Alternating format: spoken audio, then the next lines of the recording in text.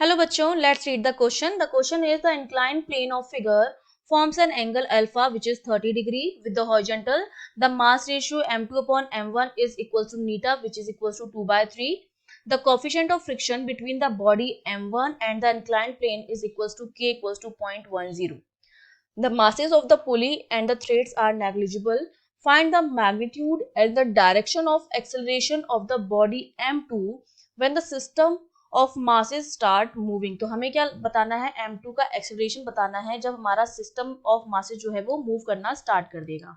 ठीक है, तो की कॉन्सेप्ट में आपको इसमें क्या याद रखना है कि जब भी इस तरह के इंक्लाइन प्लेन वाले क्वेश्चन दिए जाते हैं जिन पर ब्लॉक मूव कर रहा होता है, स्ट्रिंग से जुड़े हुए होते हैं, तो सबसे पहला काम होता है फ्री बॉडी डायग्राम बनाना। जो भी ऑब्जेक्ट उसका हम फ्री बॉडी डायग्राम बनाते हैं उस पर जितने भी फोर्सेस लगते हैं, चाहे वो फ्रिक्शन फोर्स हो, चाहे वो उसका वेट हो, चाहे वो हॉरिजॉन्टल फोर्सेस हो, वो फोर्सेस हम निकालते हैं और फिर हम उनको क्या करते हैं, बैलेंस करते हैं, फोर्सेस ऑफ इक्विलिब्रियम से बैलेंस करके उसके बाद हम उसे सॉल्व करते हैं। तो सबसे पहला केस हमने मान लिया है कि m2 जो है उसका मोशन अपवर्ड डायरेक्शन में है। ठीक है, दो केस बनेंगे। पहले हमने मान लिया कि अपवर्ड मोशन हो रहा है m2 का, मतलब m2 जो है वो ऊपर मूव कर रहा होगा a एक्सेलरेशन से, तो ये एक्सेलरेशन से क्या आ रहा होगा, नीचे आ रहा होगा। ऐसे ही होगा। तो सबसे पहले तो मैं क्या बना लेती हूँ, दोनों के फ्री बॉडी डायग्राम बना लेती हूँ। इसका जो फ्री बॉडी डायग्राम बनेगा ये इस तरह से, ये m1 है इसका, और ये यहाँ पर अल्फा बना रहा है एंगल। ठीक है, ये एंगल जो है वो कितना बना रहा है, अल्फा बना रहा है। तो एक तो इसका वेट लगेगा mg नीचे की तरफ, उसके दो कॉफिशिएंट हो जाएंगे, एक इधर हो जाएगा, और ये m1 है तो m1g, तो ये हो जाएगा m1g साइन अल्फा, और नीचे की तरफ हो जाएगा m1g cos अल्फा। ये इस पर लगाएगा नॉर्मल रिएक्शन, तो एक यहाँ पर लगेगा नॉर्मल रिएक्शन। ये स्ट्रिंग से जुड़ा हुआ है तो इस तरफ लगेगा टेंशन, और ये नीचे की तरफ मूव कर रहा है ए एक्सेलरेशन से, तो एक फ्रिक्शन फोर्स लगेगा इस डायरेक्शन में एफ आर। ठीक है, और जब मैं सेकंड वाले ब्लॉक का बनाऊंगी, ये m1 ब्लॉक m2 ब्लॉक है, तो एक तो इसका वेट लगेगा नीचे की तरफ m2g, और एक स्ट्रिंग से जुड़ा हुआ है तो टेंशन लगेगा ऊपर की तरफ, और ये जा रहा है ए एक्सेलरेशन से ऊपर की तरफ। तो इसके लिए जब मैं इक्वेशन लिखूंगी 2 के लिए, तो मेरी क्या हो जाएगी, t minus m2g equals to m2a। ये इक्वेशन हमने लिखी है न्यूटन के सेकंड लॉ से। ठीक है, total F equals to ma होता है। अब मैं फर्स्ट वाले के लिए तो इक्वेशन मेरी फर्स्ट हो गई, सेकंड वाले के लिए भी मैं इक्वेशन लिखूंगी, तो सेकंड वाले की इक्वेशन मेरी क्या हो जाएगी, एक तो मेरा जो नॉर्मल आएगा वो किसके बराबर बैलेंस हो रहा है, वो m1g cos अल्फा से बैलेंस हो रहा है। ठीक है, दूसरा जब मैं इक्वेशन लिखूंगी, फ्रिक्शन फोर्स जो है मेरा वो क्या होता है, एफ आर जो होता है वो म्यू एन के बराबर होता है। यहाँ पर म्यू की जगह के दे रखा है तो के एन के बराबर हो जाएगा, तो इसकी वैल्यू कितनी हो जाएगी, एन की वैल्यू m1g cos अल्फा के, इसके बराबर आ जाएगा फ्रिक्शन फोर्स। अब मैं टोटल फोर्स इस पे कितना लग रहा है, एक तो लग रहा है मेरा m1g मोशन की डायरेक्शन में, ये माइनस उसमें से टेंशन होगा, माइनस उसमें से फ्रिक्शन फोर्स होगा, that is equals to m1a आ जाएगा। ठीक है, ये वाली इक्वेशन बन गई है। अब यहाँ पर मैं क्या करती हूँ, इसको मैं लिखना चाहूँ तो मैं इसको लिख सकती हूँ m1g मेरा कॉमन आ जाएगा, ब्रैकेट में मेरे पास क्या बचेगा, साइन अल्फा माइनस, क्योंकि एफ आर की मैंने वैल्यू लिख दी m1g cos अल्फा के, तो m1g तो कॉमन आ गया, ये बचा, और यहाँ पर k cos अल्फा बचेगा minus t equals to m1a। ये मेरे पास हो गई सेकंड इक्वेशन। ठीक है, दो इक्वेशन आ गई मेरी, फर्स्ट ब्लॉक एक m2 ब्लॉक के लिए, एक m1 ब्लॉक के लिए। अब मैं क्या करूंगी, इन दोनों इक्वेशंस को मैं फ्रॉम इक्वेशन 1 एंड 2, ठीक है, फ्रॉम इक्वेशन 1 एंड 2 मुझे क्या मिलेगा, मुझे मिलेगा m1g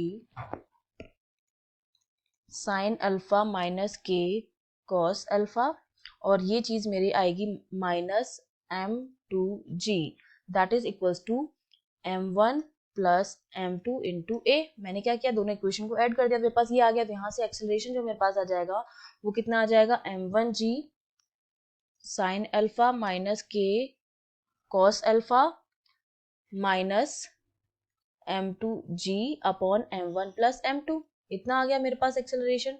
ठीक है, तो अब मेरे पास अगर अपवर्ड मोशन हो रहा है तो एक्सेलरेशन की जो वैल्यू है वो ग्रेटर देन और इक्वल्स टू 0 होनी चाहिए, पॉजिटिव होनी चाहिए अपवर्ड मोशन के लिए।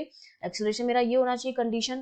तो अब अगर मैं यहाँ से वैल्यू निकालूं m1 अपॉन m2 की, ठीक है, तो इसके लिए मैं ये लिख सकती हूँ कि ये मेरा क्या होना चाहिए, ये होना चाहिए m1g sine alpha minus k cos alpha minus m2g that is greater then और इक्वल्स टू 0 आना चाहिए। तो यहाँ से m2 अपॉन m1 का जो रेशियो आएगा वो मेरा आएगा लेस देन, ब्रैकेट में बचेगा sine alpha minus k cos alpha.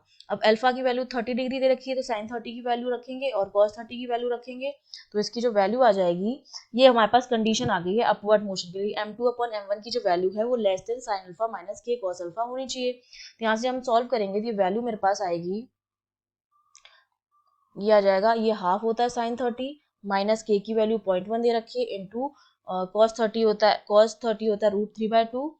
तो उसको जब हम सॉल्व करेंगे तो m2 अपॉन m1 की जो वैल्यू आती है वो हमारे पास आती है सॉल्व करने पर, ये आती है 0.4135।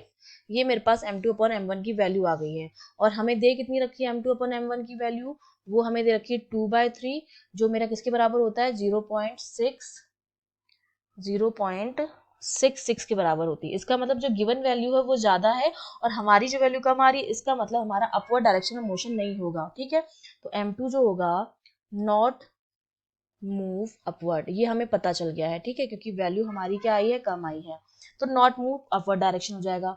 अब हम सेकंड केस की बात करेंगे, तो अब हम सेकंड केस लेंगे। सेकंड केस में हम ये मानेंगे कि हमारा जो ये m2 मास है वो नीचे की तरफ आ रहा है। अब इसका जो मोशन हो रहा है वो, ये अगर नीचे की तरफ आएगा तो ये एक्सेलरेशन से ऊपर की तरफ जाएगा। तो अब अगर मैं फ्री बॉडी डायग्राम बनाऊंगी तो क्या रहेगा मेरे पास, इसका पहले बनाऊंगी, ये किसी इंक्लाइन प्लेन पर है, ये हो गया यहाँ पर। ठीक है, ये 30 डिग्री है, तो उसका एक तो वेट लगेगा m1g नीचे की तरफ, उसके दो कंपोनेंट्स हो जाएंगे, एक m1g हो जाएगा, एक कॉस में हो जाएगा m1g कॉस अल्फा, ये हो जाएगा m1g साइन अल्फा। ये लगेगा नॉर्मल रिएक्शन इसके ऊपर, ये यहाँ पर लगेगा टेंशन इस पर। ठीक है, और एक्सेलरेशन यहाँ पर इस एक्सेलरेशन से ऊपर की तरफ मूव करेगा ये। ठीक है, और अब फ्रिक्शन फोर्स जो लगेगा वो नीचे की तरफ लगेगा Fr, क्योंकि मोशन जो ऊपर डायरेक्शन में हो रहा है, फ्रिक्शन फोर्स हमेशा अपोजिट डायरेक्शन में लगता है। ठीक है, तो n1 की वैल्यू यहाँ से कितनी आ जाएगी, यहाँ से n मेरा आ जाएगा m1g cos अल्फा से बैलेंस हो रहा है, और फ्रिक्शन फोर्स जो होता है हम जानते हो कितना होता है म्यू n, तो ये हो जाएगा n k के बराबर, क्योंकि यहाँ पे k दे रखा है, तो ये हो जाएगा m1g k cos अल्फा के बराबर। तो अब मैं इक्वेशन लिखूं इसके लिए, तो इक्वेशन कैसे क्या बन जाएगी, t minus m1g sine alpha minus fr that is equals to m1a। तो यहाँ से ये मेरे पास हो जाएगा, इसको अगर मैं फर्दर लिखती हूँ fr की वैल्यू लिख के दी हो जाएगा t माइनस m1g कॉमन आ जाएगा, ब्रैकेट में हमारे पास बचेगा साइन अल्फा, ब्रैकेट में हमारे पास क्या बचेगा sine alpha plus k cos alpha equals to m1a। ठीक है, ये इक्वेशन मैंने मान ली 1 आ गई है।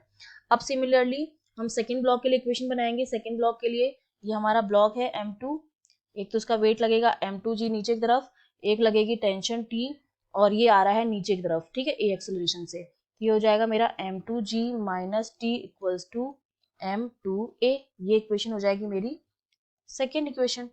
ठीक है, अगर आप सेकंड केस में नंबरिंग चेंज करना चाहें तो सबकी जगह, क्योंकि हमने स्टार्टिंग में हर जगह 1 कुछ भी नहीं लिखा, तो यहाँ पे हर जगह 1 लिख सकते हैं, normal reaction FR reaction 1, tension को 1, इस तरह से।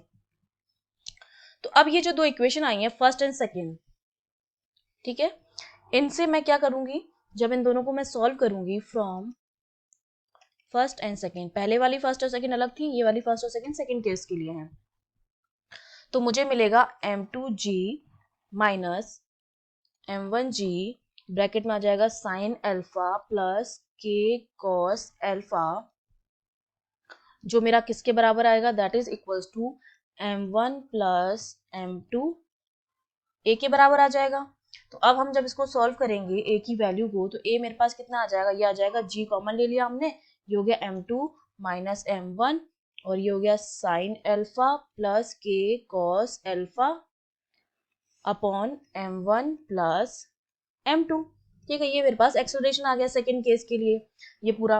अब हम जानते हैं डाउनवर्ड मोशन के लिए, अगर मोशन डाउनवर्ड हो तो एक्सेलरेशन जो होना चाहिए वो ग्रेटर देन 0 होना चाहिए।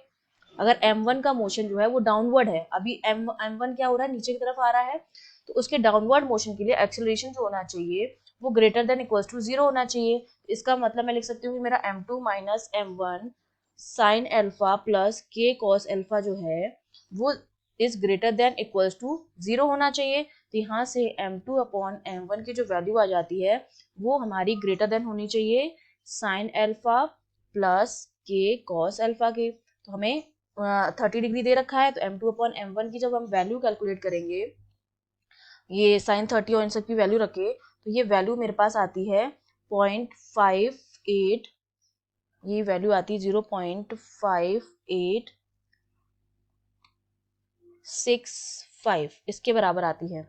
तो अब हमें पता है कि जो वैल्यू है हमारे पास, जो m2 अपॉन m1 की वैल्यू जो हमें गिवन वैल्यू है वो हमें कितनी दे रखी थी, 2/3 दे रखी थी, जिसकी वैल्यू 0.66 आई थी। अब यहाँ पर जो m2 m1 आ रहा है तो वो कितना आ रहा है, उससे बड़ा आ रहा है, तो मतलब अब बड़ा है, इसका मतलब मेरा जो m2 ब्लॉक है वो मूव करेगा, जो m2 ब्लॉक है वो अब मूव करेगा, और किस डायरेक्शन में मूव करेगा, वर्टिकली डाउनवर्ड। ठीक है, डाउनवर्ड डायरेक्शन में मूव करेगा, जो हमारी डायरेक्शन क्या हो जाएगी, वर्टिकली डाउनवर्ड हो जाएगी। ठीक है, तो अगर हम वैल्यू कैलकुलेट करना चाहें, इसका मैग्नीट्यूड कैलकुलेट करना चाहें ए का, जो हमारा यहाँ पर आया था ए ये वाला, तो वो हमारा कितना आ जाएगा, ए इक्वल्स टू जी मीटा minus sine alpha plus k cos alpha. ठीक है, अपॉन डिवाइड बाय 1 प्लस नीटा। नीटा को मैंने क्या लिखा, m2 अपन m1 का जो रेशियो है उसको मैंने नीटा लिख दिया है। तो जब हम इसको सॉल्व करेंगे, इस एक्सेलरेशन की वैल्यू को, सबकी वैल्यू रख देंगे, नीटा की वैल्यू 2/3 है, साइन अल्फा साइन 30 इन सब की वैल्यूज हमें पता है, जी हमें 10 लेना है, तो सारी वैल्यूज रख के जब हम सॉल्व करेंगे तो मेरा जो एक्सेलरेशन आता है उसकी वैल्यू आती है g इंटू 0.0481, और g की वैल्यू भी अगर मैं पुट कर दूं तो ये आ जाएगा 0.05 g के बराबर। इतना मेरा जो एक्सेलरेशन जो है वो आता है। ठीक है, तो ये हमारा आंसर हो गया है। अगर मैं मैग्नीट्यूड निकालना चाहूँ तो मैग्नीट्यूड जो आता है 0.05 जी के बराबर आता है, जी की वैल्यू रख देंगे तो ठीक है, और यहाँ पर मैं डायरेक्शन पता चल गई कि जो मेरा m2 है वो मूव करेगा डाउनवर्ड डायरेक्शन में। I hope you understood well, all the best.